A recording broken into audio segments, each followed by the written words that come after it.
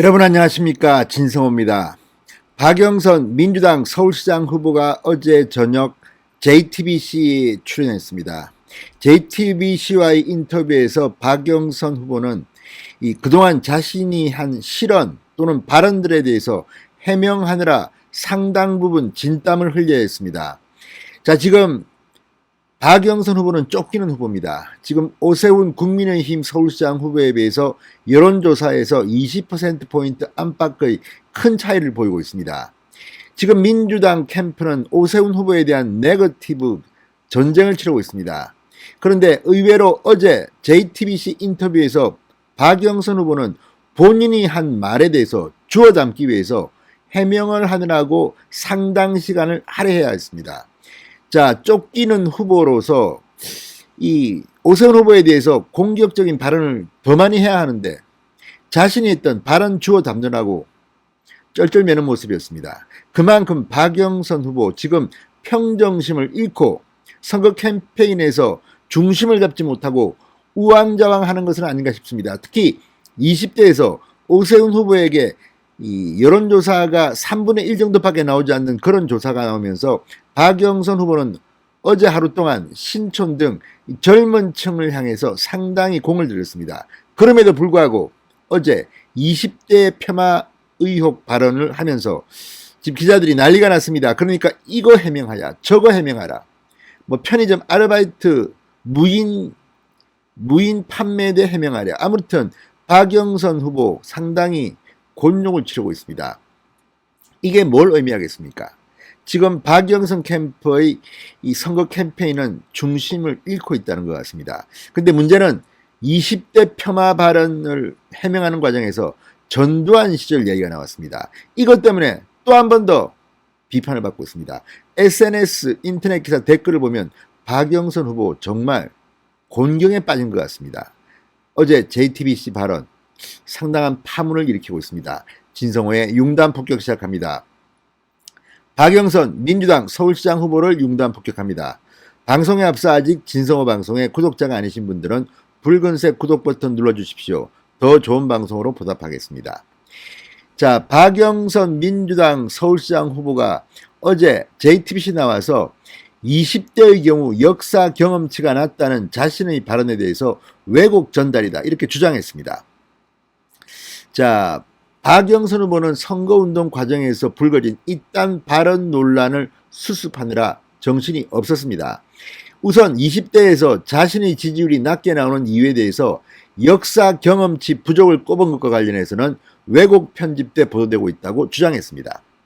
자, 그러면서 여기서 전두환 발언이 나옵니다. 저한테 이런 말을 하는 20대가 있었다. 국민의힘에서 문재인 대통령을 독재자라 하는데 우리는 전두환 시대를 겪지 못해서 그 상황을 쉽게 비교하기는 힘들다는 이야기를 한 적도 있다. 또 오세훈 후보가 10년 전 아이들을 무상급식을 하면서 차별했다는 것을 때때로 모르는 경우도 많이 있었다. 이런 이야기를 전달하는 상황이었는데 이유가 어떻든 간에 그것이 20대들에게 섭섭했다면 제가 좀 더 잘해야 하겠다 이렇게 말했습니다. 아무튼 이건 20대에 대한 이 폄하 발언에 대한 해명인데 이 발언이 또 논란이 되고 있습니다. 왜 그럴까요? 자, 박영선 후보 어제 아침 서울 북과자동 유세도중 기자들로부터 20대 지지율이 낮게 나온 이유에 대한 질문을 받았습니다. 지금 박영선 후보가 오세훈 후보보다 20대에서 3배 정도 오세훈이 더 높게 나온다는 여론조사가 있었습니다. 여기에 대해서 이 아픈 약점을 찌른 겁니다. 그러자 박영선 후보는 이렇게 답했습니다. 20대의 경우 과거의 역사 같은 것에 대해서는 40대와 50대보다는 경험치가 낮지 않나. 그래서 지금 벌어지는 여러 상황을 지금 시점에서만 보는 경향도 있다고 한다. 이렇게 말했습니다. 자, 이게 지금 20대 폄하 발언으로 비판을 받기 시작했습니다. 자, 박 후보의 발언이 알려지자 황교안 국민의힘 상근 부대변인은 지지율이 떨어지면 자신을 먼저 돌아봐야 하는데 박 후보는 20대 역사적 경험치를 운운했다. 이 땅의 청년들을 얕잡아보는 발언이다. 이른바 청년 비하 논란입니다. 황 부대변인은 지난 2019년 민주당 서른 의원이 민주당의 20대 남성 지지율이 낮은 이유로 교육을 제대로 못 받았기 때문이다. 이런 발언을 언급하면서 습관성 비하라고도 했습니다. 자, 그런데 박영선의 발언을 한번 해석해 보면 이 젊은 층 2030, 특히 20대는 이 전두환 군부 독재 시대를 경험해 보지 못해서 자신을 지지하지 않는다는 것으로도 들립니다. 이게 무슨 말이 됩니까, 이게 지금? 참. 아무튼 전두환 시대를 왜 이야기했겠습니까? 아마도 이런 식으로 해서 자신이 오세훈 후보를 공격하는 그런 뭐 떡밥을 까는지는 모르겠지만 정말 어이가 없습니다. 자, 전두환 시대를 언급하면서 국민적 반감을 자극하려고 한 거 아닌가 싶습니다. 그러나 이 작전은 실패한 것 같습니다. 자, 지금 이 박영선 후보의 이 발언에 대해서 상당히 많은 반응들이 나오는데 이렇게 나옵니다. 전두환 경험을 못해서 발언을 놓고 네티즌들은 586은 일제시대를 경험해서 친일파를 비난하는 것인가. 그러니까 이게 지금 이런 식으로 하면 밑도 끝도 없습니다. 586은 일제시대를 경험해서 친일파를 비난하는 것인가. 노무현 전 대통령 대선 당시 가장 지지율이 높았던 세대가 20대였는데 그 사람들은 경험치가 부족했던 것인가. 60대는 전두환 시대를 경험해서 현 정부에 대한 지지율이 낮은 것이냐. 아무튼 박영선 후보의 이 전두환 발언 상당히 적절치 못해 보입니다. 또 하나 문제는 이겁니다. 이번 서울시장, 부산시장 보궐선거의 책임이 민주당에 있다는 지적에 오세훈 후보를 거론한 겁니다. 방금 제가 말씀드렸지만 오세훈 후보가 2011년 보궐선거의 원조격이라고 했습니다.